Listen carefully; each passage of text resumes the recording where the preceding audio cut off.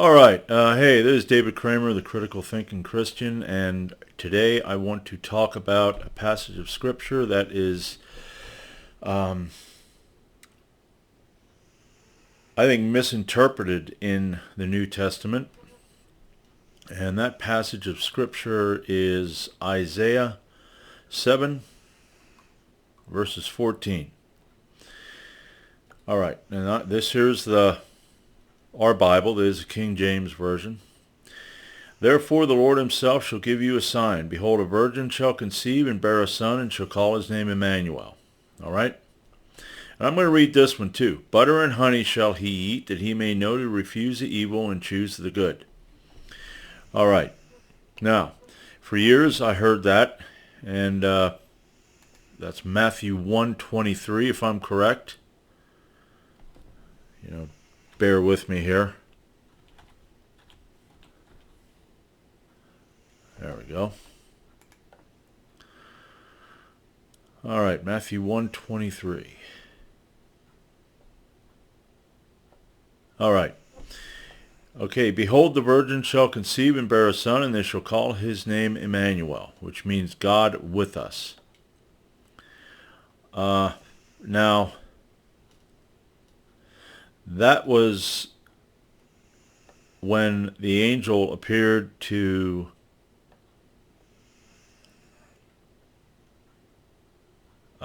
Joseph.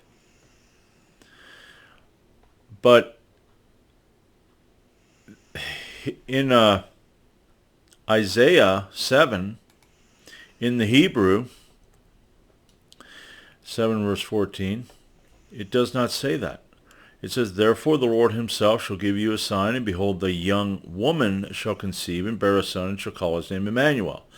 Okay, and now verse 15, curd and honey shall he eat, when he knoweth to refuse the evil and choose the good. Curd and honey. Curd is what you could say sour milk, curdled milk. They give them curd and honey, which is sweet, which is the curd is the evil, and honey is the good.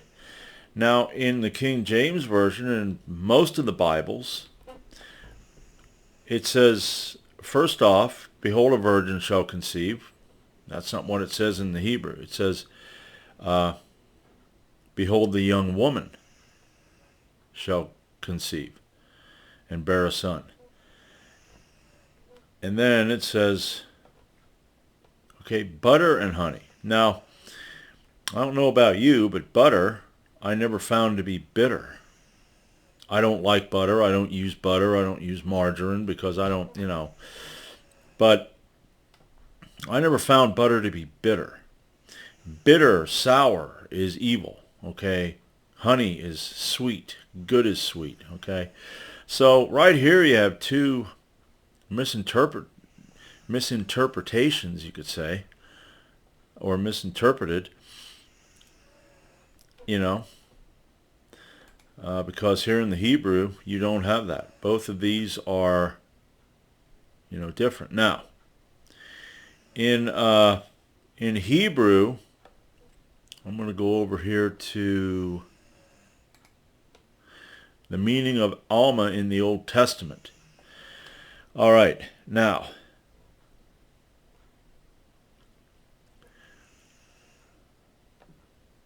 okay, the meaning of Alma, A-L-M-A-H, is given as a girl, maiden, young woman of marriageable age.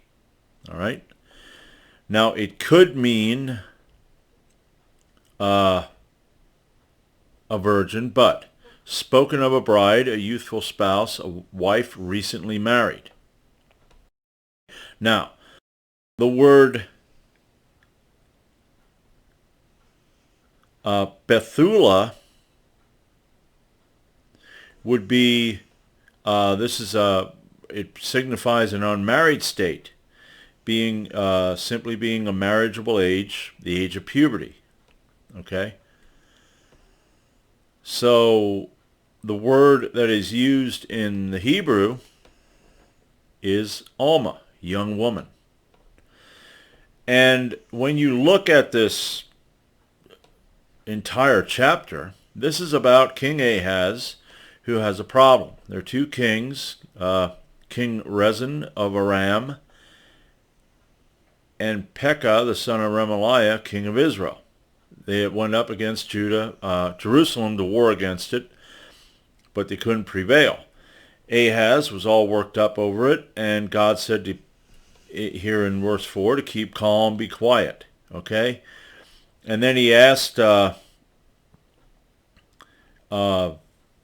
see.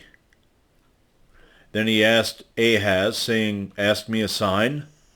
Ask it either in the depth or in the height above. But Ahaz, who was, I think, a pagan, said, no, I won't. I won't try the Lord. And then God gave him a sign. He said, behold, the young, and this is through Isaiah the prophet, behold, the young woman, which seems that Isaiah and the king Ahaz probably knew this young woman, shall conceive and bear a son and call his name Emmanuel. Okay. And then I went over, there's a Jewish rabbi named Toby, a singer, and he was talking about this because he had a question from a woman whose pastor said that it always means virgin. Well, Alma doesn't always mean virgin. And then he gave one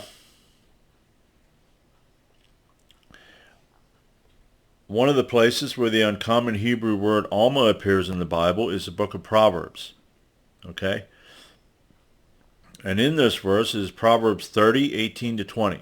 There are three things which are too wonderful for me, which I do not understand. The way of an eagle in the sky, the way of a serpent on a rock, the way of a ship in the middle of the sea, and the way of a man with a young woman, that would be Alma.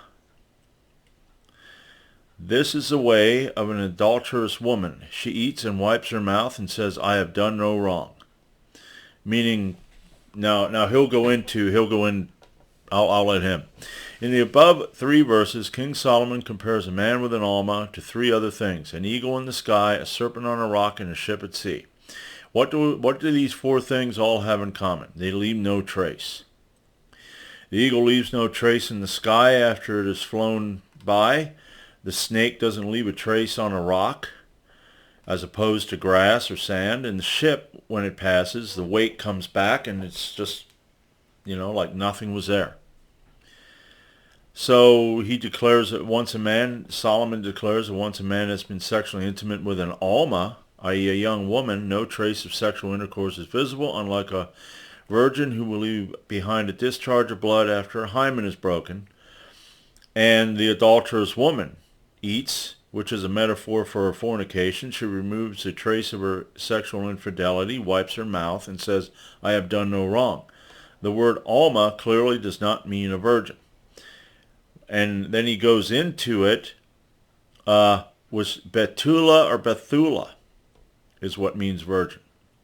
So why this was changed in the I guess you could say the English version, why the Greek, when they translated to Greek, I have no idea.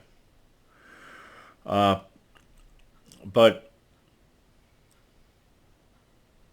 I find that kind of disconcerting, because it's almost like they're trying to make it into something that it's not. So this is a question. I heard this before, and like I said, I never thought twice about this until I started hearing these people that are like Jewish say, no, there is nothing like that in the Old Testament. Then I decided to look into this, and sure enough, I find out that their Hebrew does not. It's just like I said, the curd and honey. That there, why was that changed? Because butter and honey, butter is, I don't know how they really make butter, but I know that you churn it, you mix it, the curd, you don't need to do anything but just let the milk spoil. That's pretty much it. But anyway, I just wanted to make this video just to Like I said, this is one of those where I question why things were changed, because our Bible we have differs in a few ways as compared to the Hebrew. So that's pretty much all I have. If you have any questions, I'm not a scholar. I'm not a Bible scholar. I'm learning new things and trying to hash things out the best I can here. So I'm going to have to, I'm going to do more of these videos. I had to get a new microphone because my other microphone decided to get all staticky on me. So hopefully this one works better. This one here is a Zingyou microphone. I had a Tagao microphone that was a little cheaper than this one. But anyway, that's it. I'm going to end it right here. And if you have any questions, or if you found some things in the Bible as a Christian that you have questions about that I don't know about, I'll look into it. So that's it. Until next time, this is a Critical Thinking Christian.